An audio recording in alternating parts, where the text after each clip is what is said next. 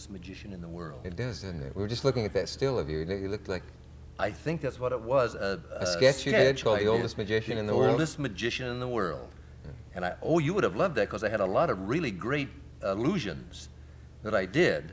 But the gimmick of the sketch was that everything happened after the fact. I would do the trick and it wouldn't pay off, and as I walked away, then whatever the production was would go off, and I never knew it. I saw that. What was it on? The Comedy Hour or something? No, Or it was what a special that I did. I remember that now. Yeah, the oldest, it was, And yes, he wasn't looking when the thing happened. Yeah, he never saw any of his own tricks. Do you think about comedy and theories of comedy and that sort of thing? Do you buy that I sort of- try to, but it doesn't work. Yeah. I can talk about, I love to talk about the theory of comedy, but I could never put it into practice. I have to forget all that. Do you rank comedians? Like, who do you think is No, the we greatest all. and so on? Yeah. Do you put Keaton above Laurel, Laurel above Chaplin? Well, I've always loved Stan Laurel the best, and not simply because he was the greatest. There was a great sweetness about him that I loved, that no one else seemed to have. To me, Laurel and Hardy together was the world's greatest love story. They just, the way they depended on each other, and those two, it's hard to say. They obviously, they fought like children, but they loved each other, obviously, a great deal. And the one picture when they had been separated by the war, I don't know whether you remember that or not. Yes, it opens with Stan turning, he's still, he's in a trench and he's doing sentry duty. That's right. And he ends up in an old soldier's home, sitting in a wheelchair. That's right. What is it? And he's sitting on his leg, so it looks like he's lost his leg. And Ollie comes up and they embrace. And the only thing that Stan says is, "Do you remember how dumb I used to be? Well, I'm better now." That's all. And he has his leg bent under him, and Hardy carries him carries everywhere, him and he all lets the him carry him. And Stan never says anything. Yeah. Who do you think, did you meet Hardy ever? Never, no. He had passed away before I ever got to California. Yeah. I've never met anyone who knew Hardy. Not that people didn't, but I mean, I've only met people who knew Laurel, and I would love to know what he was like off camera. They say he had very courtly manners and so on. He was very gentlemanly. He was a Southern gentleman from Georgia, I believe. Yes, he was.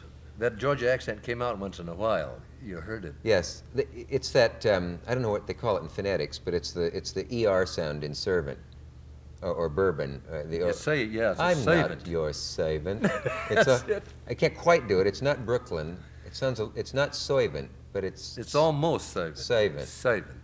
Yeah, you get it in Mississippi, Georgia, around in there. That's right. Yeah. That's right. And Laurel was Lancashire, I think? Yes, that's right.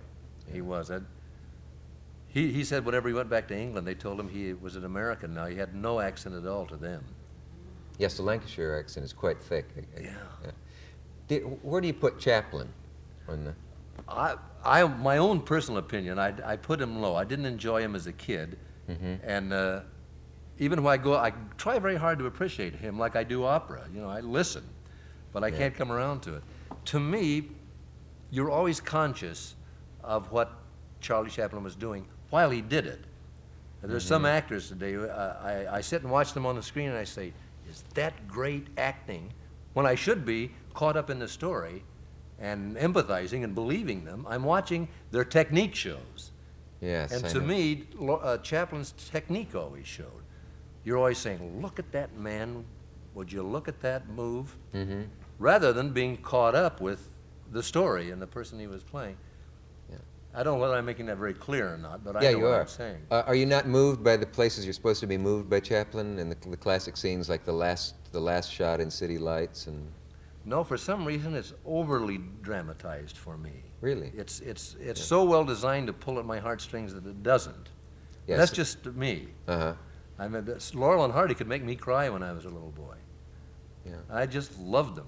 It's supposed to be sacrilege, you know, to say that Chaplin is not the greatest. Well, I'll send you some of the mail I'm going to get after the show. Yeah, but it's pointless, I suppose, in a way, to say, you know, who's third, fourth, and fifth. And Only in our own first, no, but estimation. In a way, It's fun to talk about. Yeah.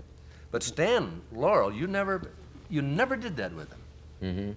I mean, in later years, now that I watch and rewatch all those old, I can see how great his technique was, how beautifully he moved, and what a tremendous sense of timing he had.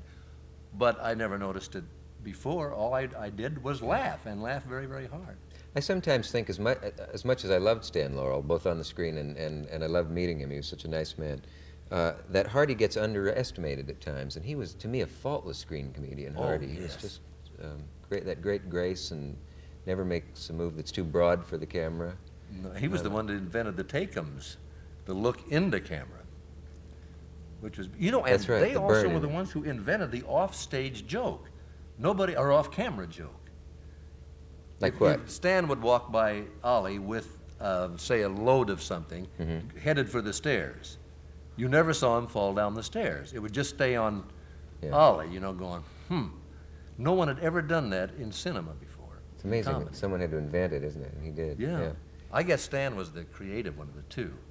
He Ollie was. was a golfer. Yeah, he told me that he used to save, when he was directing Hardy, that he would save the burns, the angry look into the camera, till the end of the day, because Hardy was waiting to get out on the golf course, and he was furious at having to wait, and so that there was some true anger. I was too lanky, too tall and lanky to really be Stan. Uh-huh. And I tried putting on full pants, and I padded it up and everything. It just couldn't get the look right. That's the one that he... Is that the one he criticized? That's your the one friend? he criticized. And you're still criticizing it. One of these days you'll be perfect. We'll be right back after these brief words.